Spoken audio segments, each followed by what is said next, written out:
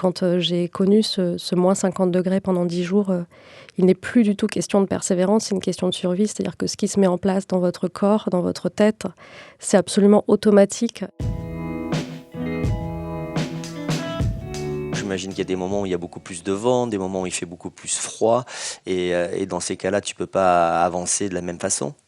Alors, c'est tout à fait vrai, effectivement. On est notamment perturbé quand il y a du brouillard blanc, c'est-à-dire qu'on ne voit plus rien, on ne voit même pas le bout de ses spatules. Dans ces moments-là, on est obligé de marcher un peu plus longtemps parce qu'on a toujours les yeux rivés sur la boussole, de manière à ne pas faire demi-tour ou ne pas changer de trajectoire. Alors que quand il y a un grand soleil, on a tout plein de points dans l'espace qui nous permettent de bien suivre la trajectoire. Donc on perd beaucoup moins de temps, on va un peu plus vite. Avec le brouillard blanc, on est en général à moins de 2 km/h, donc il faut marcher un peu plus de manière à pouvoir atteindre l'objectif de kilomètres de la journée. Quand le vent est trop fort, on ne peut pas marcher. Quand il est au-delà de 100 km/h, c'est trop dangereux pour un marcheur. Là, on n'a pas du tout les mêmes problématiques que quelqu'un qui fait du kite. En kite, en général, on reste sous la tente quand il n'y a pas de vent.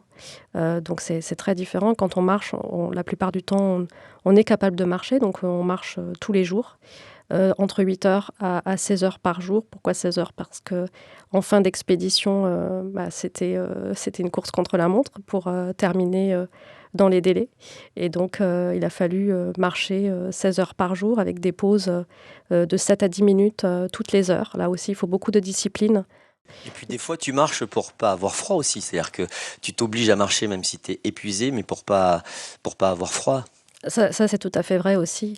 Il y a pas mal de solutions de secours aussi qui sont basées là-dessus, c'est-à-dire le fait de marcher, même quand on perd ses compagnons ou autre, il faut continuer à marcher, tourner autour de son traîneau, de manière à pouvoir se réchauffer. Quand il a fait -50 degrés pendant une dizaine de jours avant d'atteindre le pôle sud, j'étais obligée de marcher. C'est-à-dire que les pauses, là, pour le coup, c'était une exception à la discipline. Elles n'étaient plus de 10 minutes, elles étaient de 3 minutes. C'était le seul moyen, de procurer de la chaleur dans son corps. Et donc là, c'est vraiment une situation, d'urgence, une situation de survie. Je parle beaucoup de persévérance, dans mes interventions, mes conférences. Et quand, j'ai connu ce moins 50 degrés pendant 10 jours, il n'est plus du tout question de persévérance, c'est une question de survie. C'est-à-dire que ce qui se met en place dans votre corps, dans votre tête, c'est absolument automatique et c'est quelque chose que n'importe qui aurait vécu, dans la même situation parce qu'on a envie de vivre et cette envie de vivre, elle est plus forte que tout. Donc, on ne se pose pas la question de l'abandon à ce moment-là parce que c'est une question qu'on me pose souvent. Mais non, on ne se pose pas cette question-là parce que de toute façon, il n'est pas possible d'abandonner dans ces moments-là. Mais en plus, on a envie de vivre, donc on marche et on se pose aucune question. C'est vraiment de l'automatisme qui se met en place et c'est un instinct de survie. Planète Lisa sur France Bleu.